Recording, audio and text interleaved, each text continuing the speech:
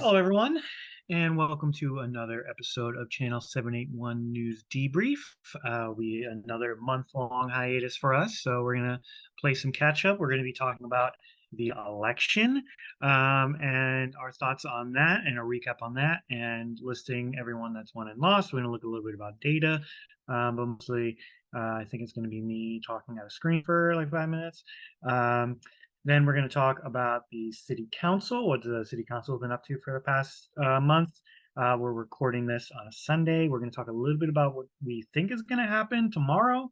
I'm not really sure when this is going to go out, whether it'll be out after it's done or beforehand. But our next video will be us talking about what did happen. And we're going to touch a little bit about Brandeis as well at the end. So for this week, we are joined by Tom Benavides Hello. and Jamie Kokalis. Hi, everyone. And so, yeah, election did not really go how people that usually watch this show wanted it to go. I wouldn't say I was surprised. I went to the after party at Margaritas, which is just so funny because in 2017, Progressive Waltham started doing election parties there, and it kind of stuck. Like Progressive Waltham hasn't been a thing since like 2019, which is like that's where like that crowd of people just like goes in the back room and we watch election stuff and all congregate together. But like it reminded me so much of 2017 the first time I did it. Uh, like I was like there were a lot of people that were really upset there today. And then it reminded me when I was really upset back then. But I've grown so pessimistic about all of this that like I don't know. I kind of accepted defeat like 2 months ago about a lot of these races. So like I was okay. I did think Eamon was going to win. Robert Logan did win. I did think Eamon was going to win, so I was surprised. And I was holding out hope for Emma.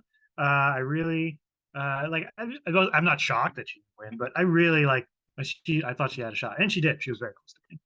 So those two things, I was a little surprised by, but the rest, yeah, I kind of accepted all those other defeats a couple months ago, and so I don't know. I mean, I'm just we're going to continue what we're doing. I think Tom is going to chat a little bit about actually what happened, and then I'm going to talk some more.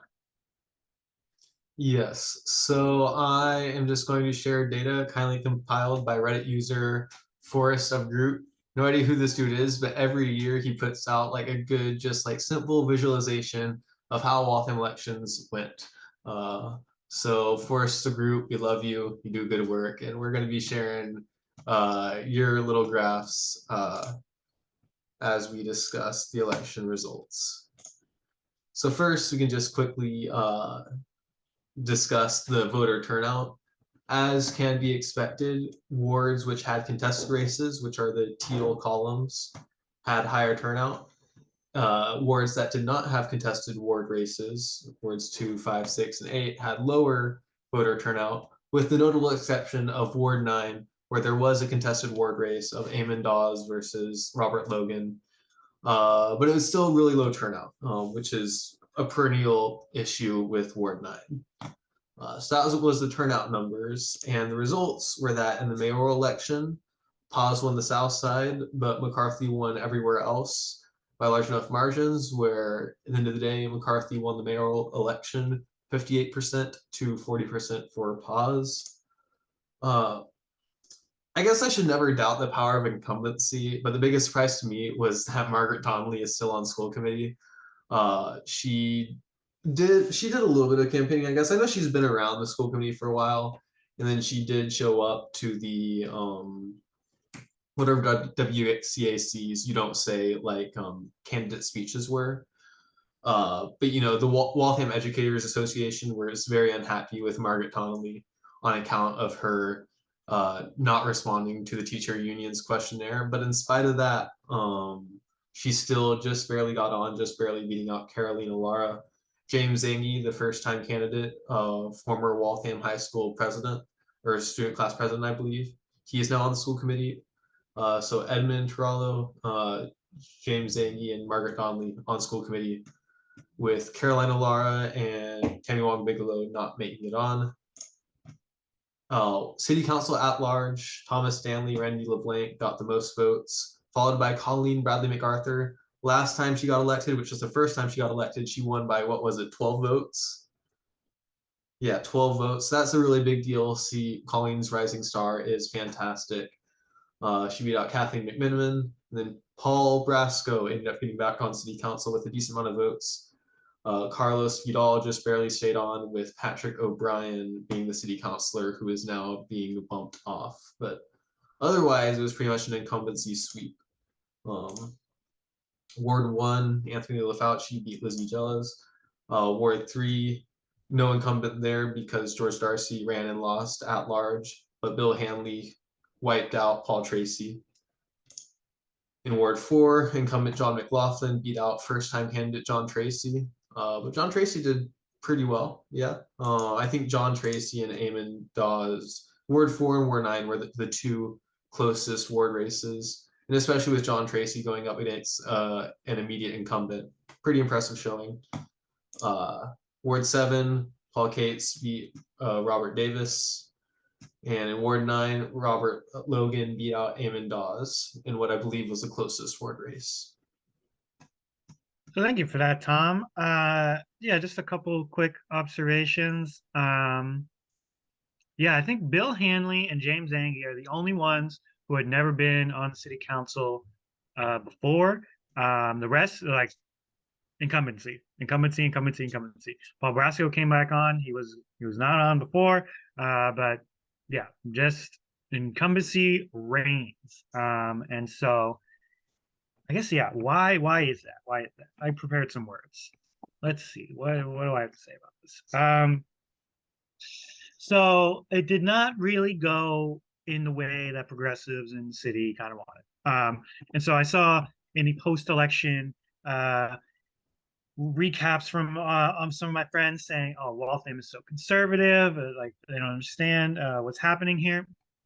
And I guess I can get why you're saying that because all that data, all of that data suggests that we're electing conservative people, and so Waltham is conservative.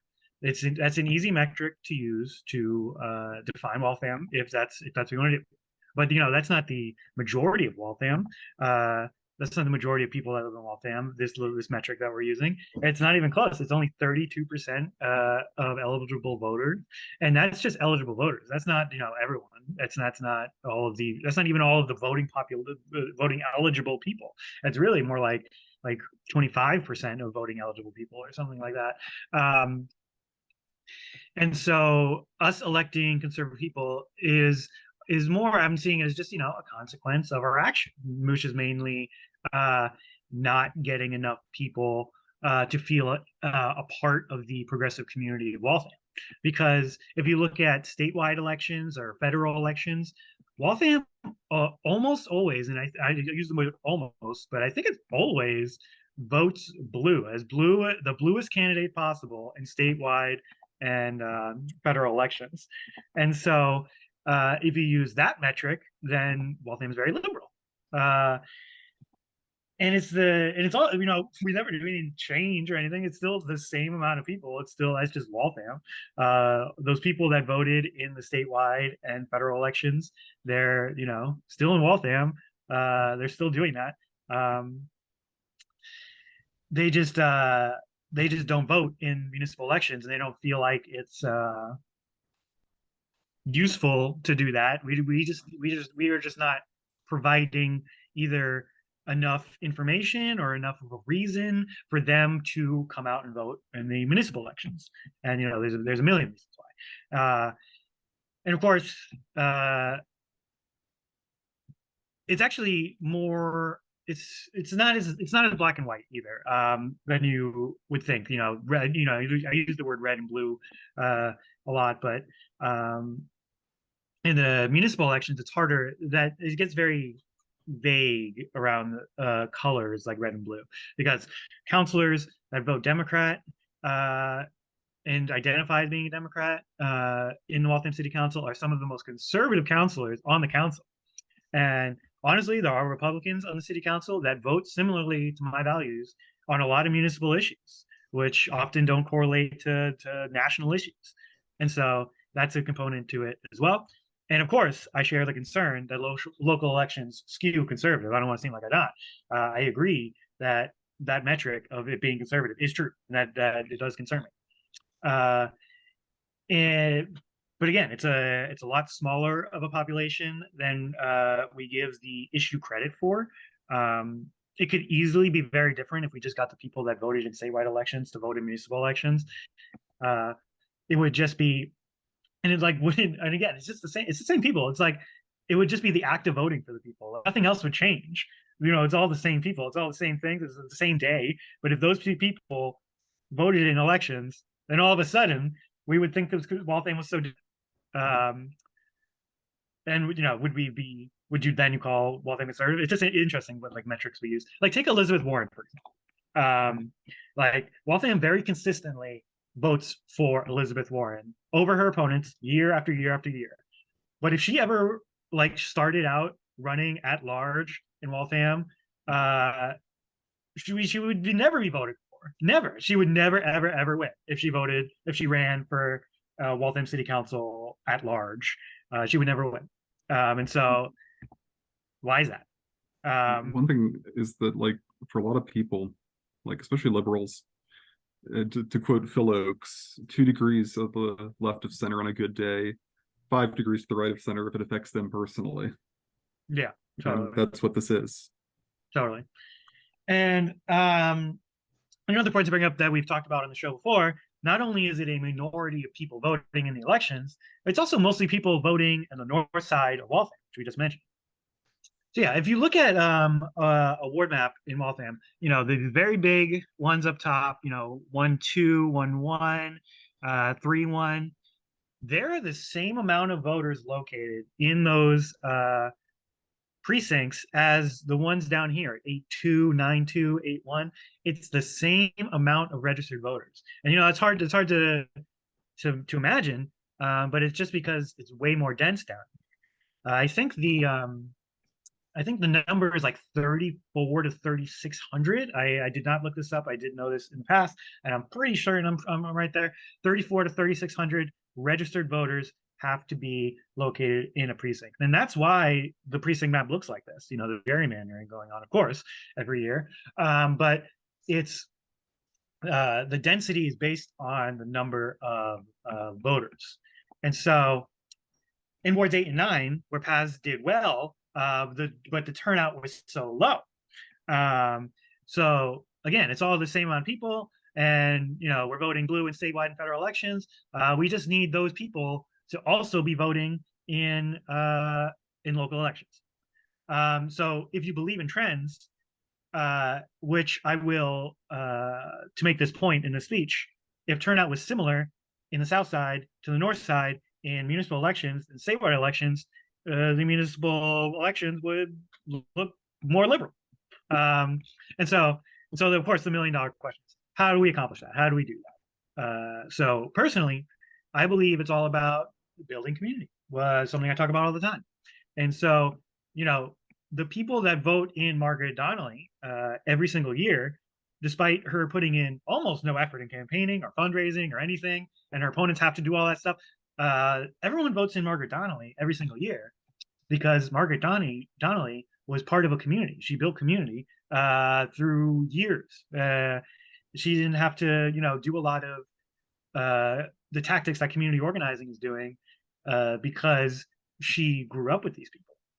And so do we have that luxury of community building the same way a lot of incumbents do, which is, go through schooling with their peers, send their kids to the same schools, growing old together, spending decades together? Like, we don't have that luxury. We don't have that kind of time. The things the matters at hand that we find important, like climate change, the affordability crisis, literally global collapse. We don't have that luxury of building that kind of relationship 20, 30 years to build that genuine connection with people, which is, I think, the most effective the way to organize people. I wouldn't say, a lot of other adjectives, but the most effective. But we can't do that. We don't have time. We don't have that kind of time. And so we need to build that trust and community with our neighbors in other ways. And And so I think the left fails at this many, many times. What we have to be doing is being present. We have to do this by offering love and fun and joy to our neighbors. We actually have to talk to our neighbors. We need to be providing information. We need to be putting on socials. We got to be having conversations. And so we need to be doing this all the time, and not just election season. And I feel like that's part of the issue too in the progressive community. This is a community that activates, like 7 months out of every 2 years that they want to start getting involved. And there's some outliers there. There's people that don't do that, but there's definitely some that every 2 years they want to be very involved for 7 months, and that's amazing. That's an amazing thing that they can accomplish, and that helps wins elections. But it's not everything. We need to also be doing that stuff on the off years as well. And we aren't going to build community with people by talking about the doom of climate change, all the time. We have to be having genuine conversations, and just being available, being present, being visible, and offering an alternative to the kind of local towny conservative vibe that often perpetuates in these circles. And so we have to be doing that often, and not just during the elections. So those conversations often, like during the election cycle, for a lot of people, we try to have those conversations. Try to have those genuine conversations. But once we nail you down as a supporter, campaigns never talk to you again, because they're on an objective. They're on a quest to acquire all the votes. And so once we peg you down as a supporter, we never talk to you again until get out the vote weekend. We remind you to vote, but then that's it.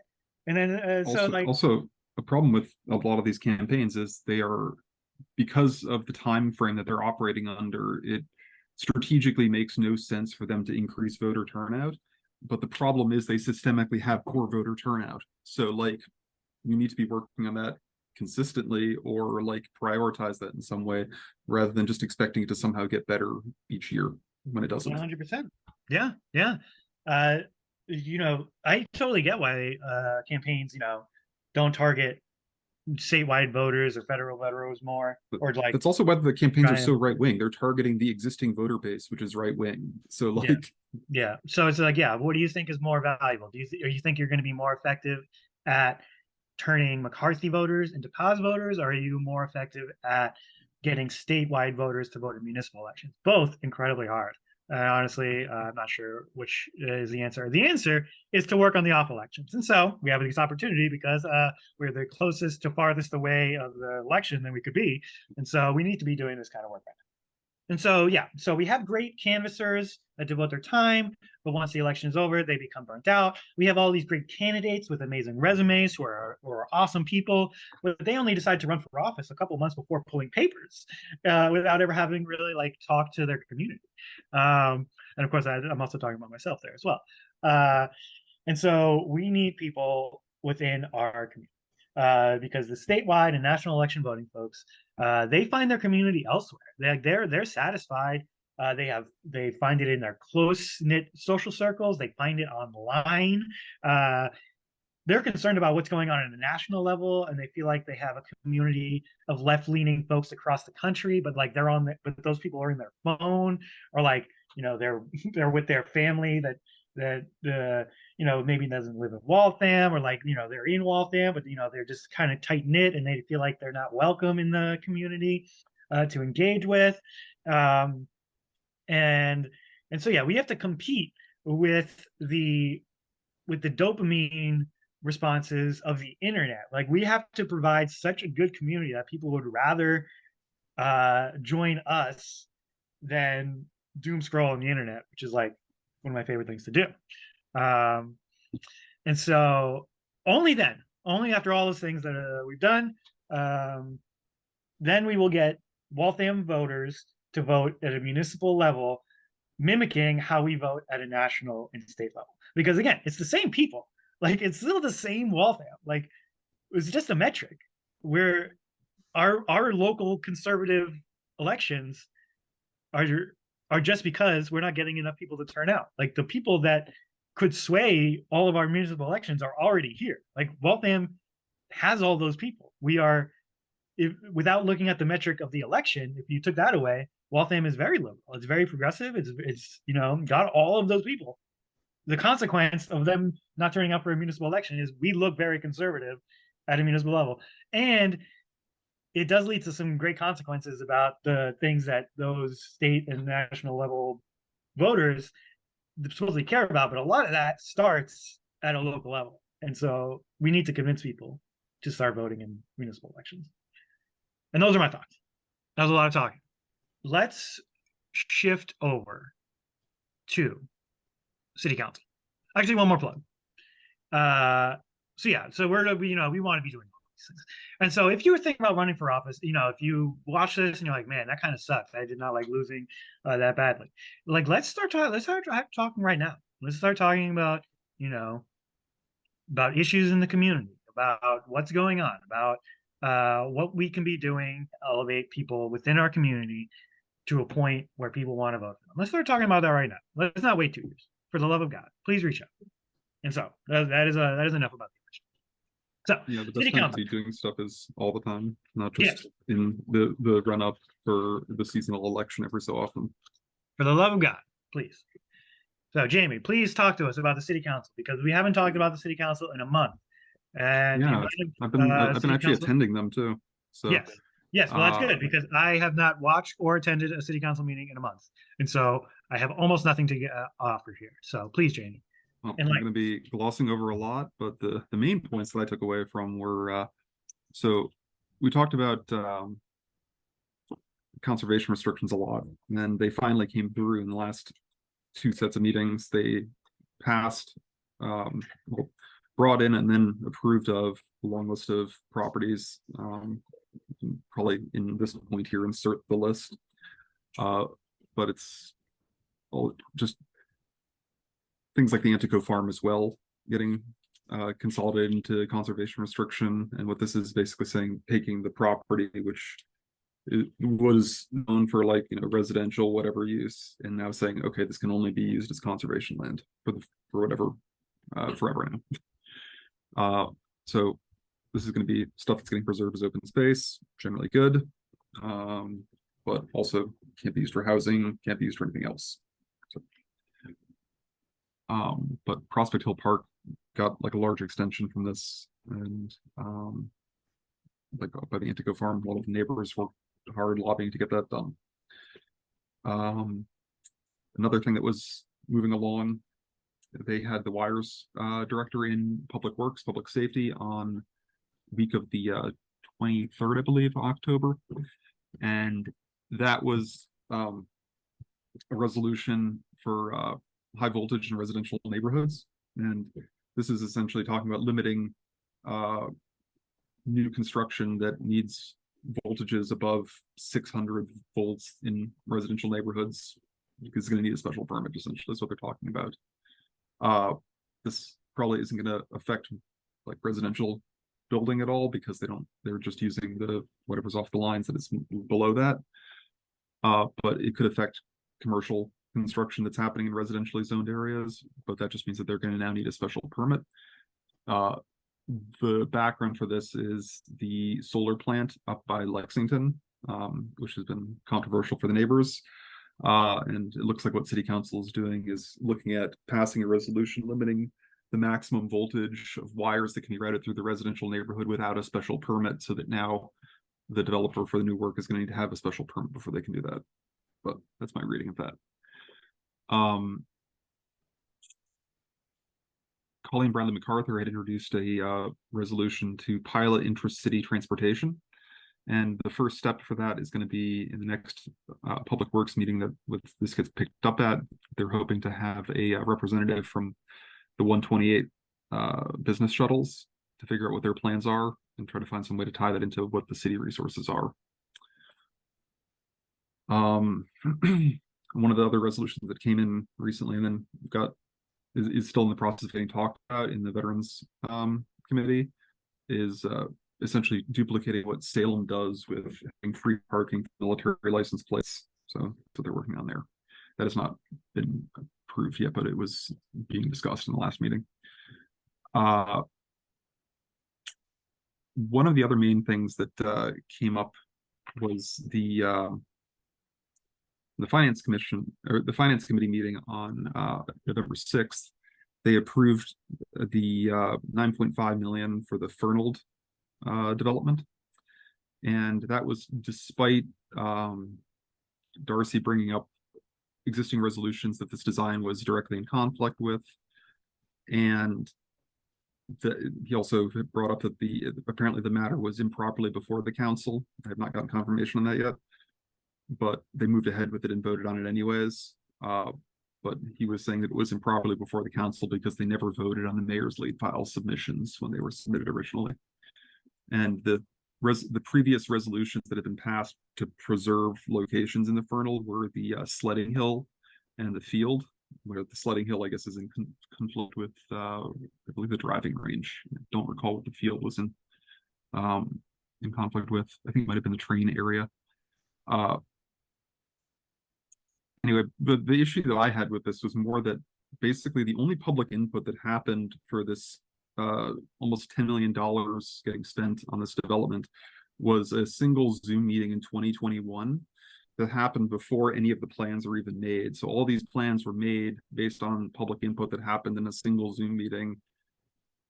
From what I can tell, doesn't really resemble the input from that Zoom meeting, and there has been no further public input, and they're just going to go ahead and do whatever the plan is.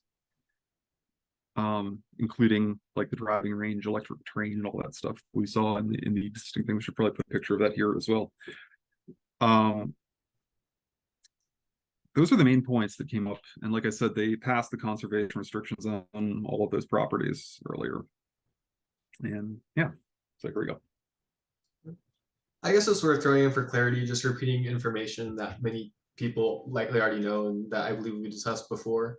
So the significance of City Council having previously passed resolutions which made recommendations for how we should use the Fernald property, which conflict with the current plans to renovate the Fernald property.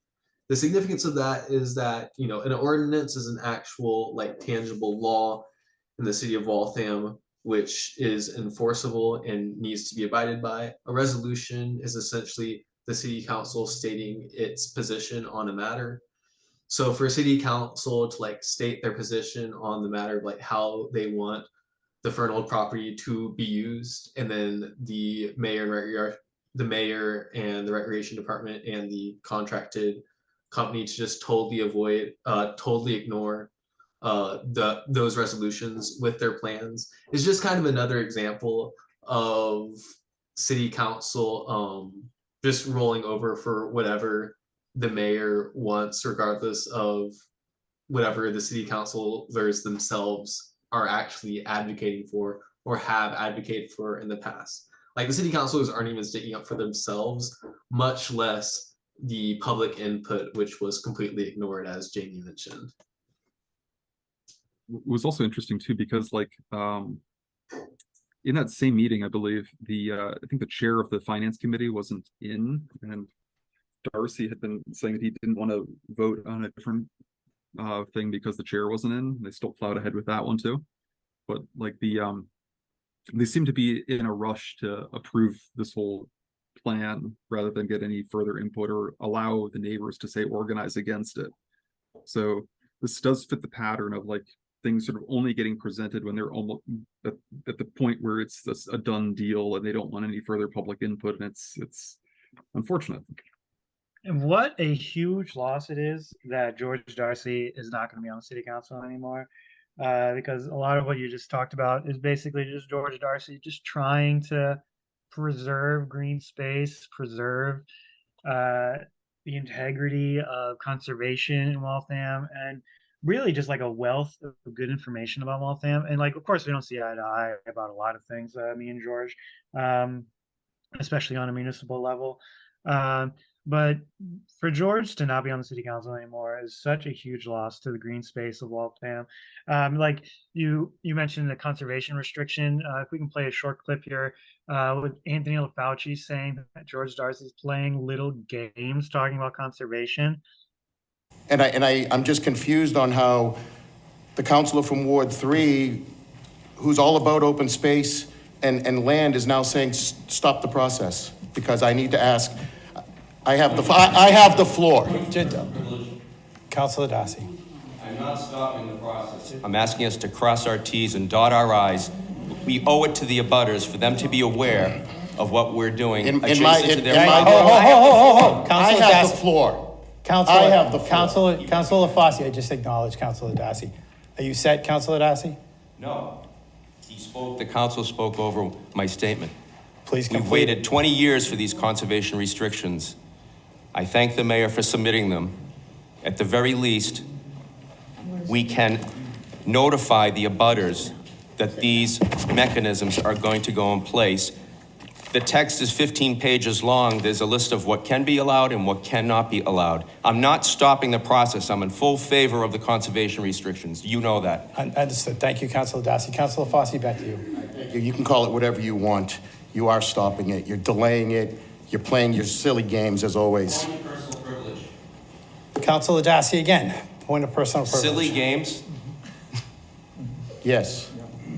please. Thank Silly. you. This is just like so upsetting because like of course Anthony loves being a bully, like that's what he gets off on, and that's just what it's just like what he does on the city council. But I mean like for people that watch that, it's tough to say, like, you know, is George doing too much? Is he putting too many roadblocks in front of these things? Or, you know, is he just doing his due diligence because he understands conservation better than these other counselors? And so, I'm friends with a lot of conservationists, a lot of green space champions.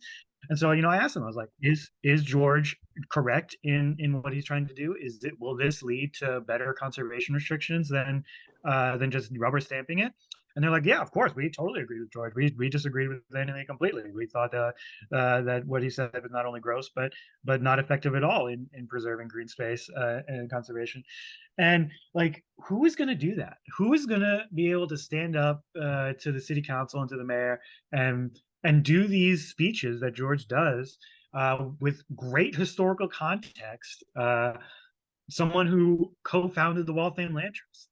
Who is going to be able to do that now that George Darcy is gone?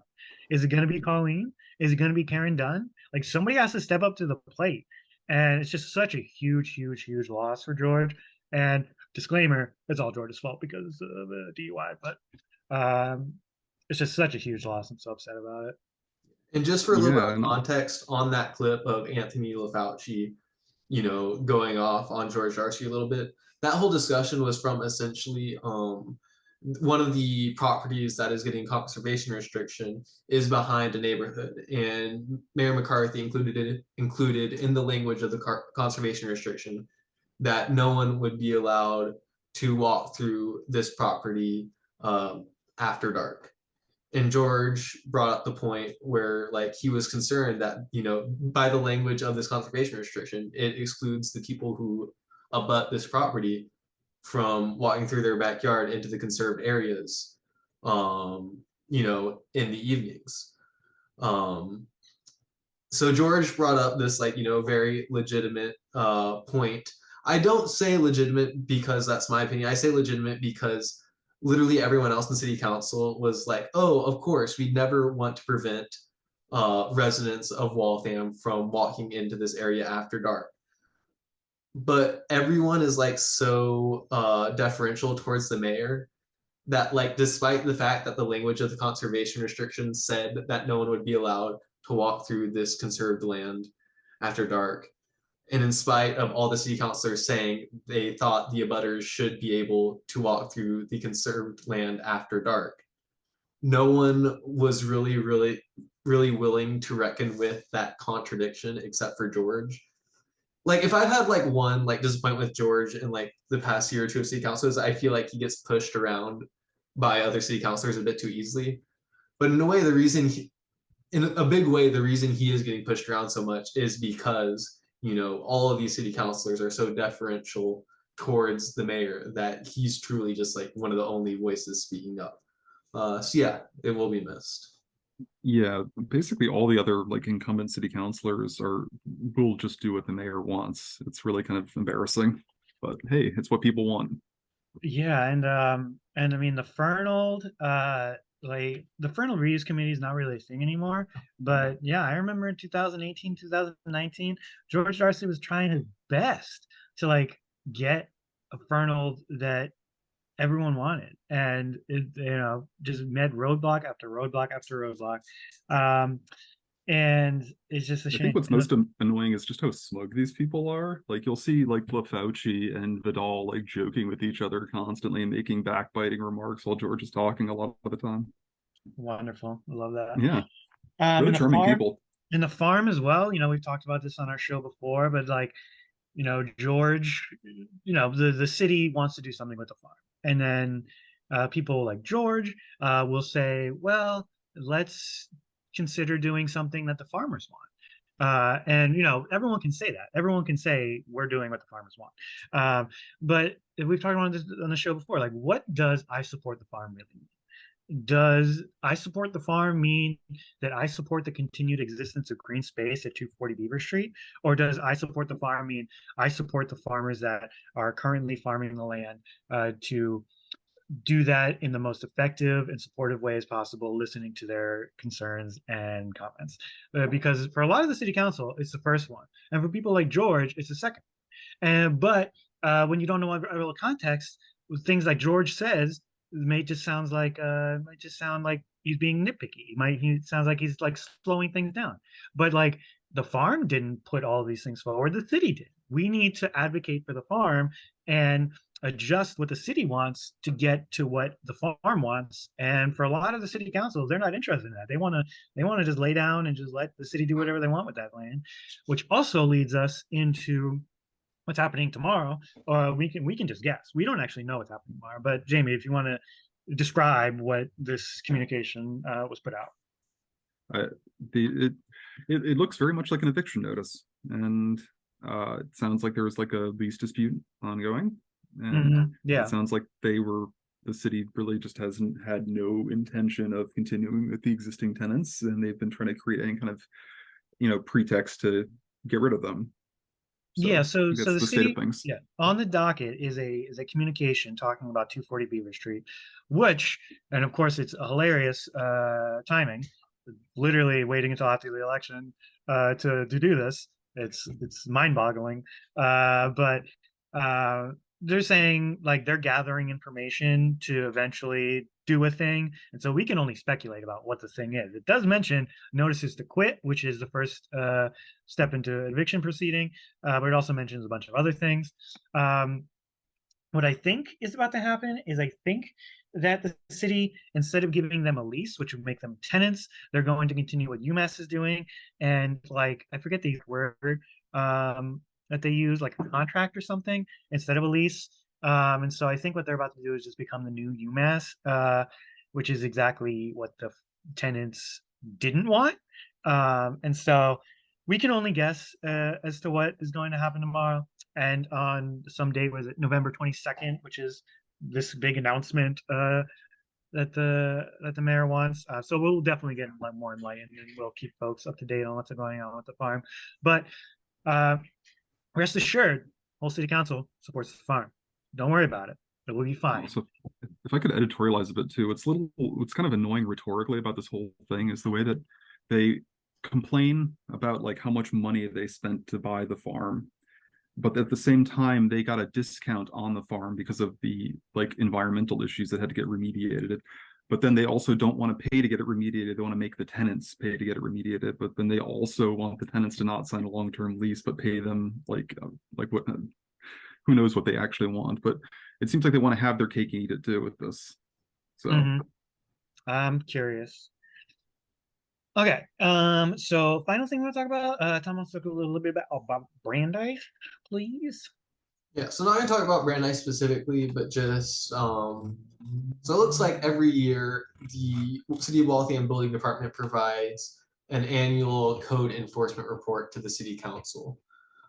So they're doing that currently. They're providing a code enforcement report to the City Council, discussing what the building department's been up to from October 1st, 2022 to October 1st, 2023.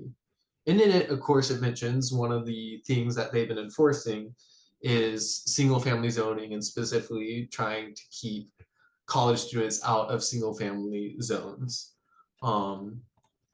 What's interesting, just good to know, I think, from this document is we can know, like, it's been hard to gather the public records from the city of, like, you know, the degree to which they're going after renters in single family neighborhoods. But this provides a pretty good overview where illegal rooming slash lodging houses is the classification that they give code enforcement, which involve college students in single family homes. We can see in the past year, they've issued about 20 notices regarding that, or dealt with 20 cases regarding illegal rooming houses. Whereas in previous years, they say in their support that's normally about 12 per year. So it is an uptick, but also we can confirm now this is something that the city has always been trying to do, albeit ineffectively, of like, it's always seems to have been the city's position that, you know, renters in single family neighborhoods is not okay, you know, unless they are being rented to like a single family. Yeah. So it's just a little update. It's just something that I thought, I didn't know this existed, so I think it's just good to know that it exists. This annual report on, you know, just what the building department is actually busy enforcing. I seem to recall that I think like some sort of Airbnb was like an issue in the past, like, or like having those in single family or residential areas. Yeah, and that would generally be looped in with the illegal rooming houses slash lodging houses. And so we talked on the show extensively this past season and the one before about the single family zoning debacle, where the city was trying to codify what it meant and what it didn't mean, and we were echoing a lot of people that had very concerning thoughts about what that could mean for a lot of marginalized communities. The city did not actually move forward with it. You know, it did not make its way through ordinance and rules and the law department, things like that. But it seems like the city thinks that they have enough power to just start doing this anyway, which is good and bad. You know, I don't really enjoy the idea of evicting students just because you know, there's very little else place to go. But I am happy that, you know, the city is deciding not to put into law things that could be interpreted in ways to hurt other marginalized communities. And so good and bad. And I'm just happy that that didn't get any worse. But it is interesting, and I'm glad Tom found this, to say that they are, in fact, doing that. They an uptick of almost 50%. Which is 8, but still, I think significant. Everybody knows what a single family zone neighborhood looks like. For real. Was what the law was what our lawyer said. Direct quote. Okay. I think that is gonna do it. Sad about the election. You know, we're just gonna try harder and continue doing what we're doing, and hopefully folks that spent a lot of time in the election aren't burnt out and want to do things on the off season. I'm hoping so. Yeah. One note, city council meeting. Yeah, and one note I like to throw in is that walthampolitics.com, they get like 400 unique visits to the site on the day of the election. Nice. Thousands of views Awesome. otherwise, just like over the course of the past 2 months. And I got many kind messages from folks who found it useful or who were able to get their friends to vote now that they had this easy source of information. So I'm very glad it's useful, hoping to just, you know, further, you know, all of us through 781 News just, you know, broaden the access to this information, because both through the positive feedback we've gotten from this show and the positive feedback I've gotten personally from walthampolitics.com, it's generally very good to know that it's making a positive difference in how people are able to interact and engage with the city from an informed perspective. So thank you for that. Thank you, Tom. Thanks for making it. Yeah, it was excellent site. I hope you keep up on it. Okay, so we're gonna go to city council tomorrow. We're gonna figure out what's going on, and we will let you know the next debrief. Thanks a lot. Bye, everyone. See ya.